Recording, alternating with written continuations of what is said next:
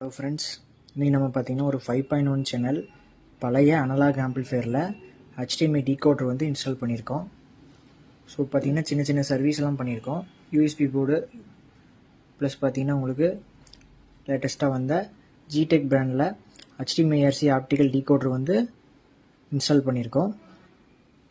So அதை பற்றி பார்க்கலாம். அதோட சின்ன ஒரு ஆடியோ டெஸ்ட் தான்.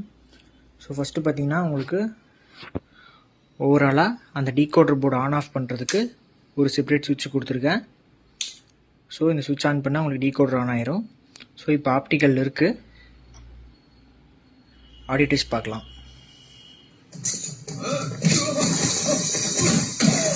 Centre channel surround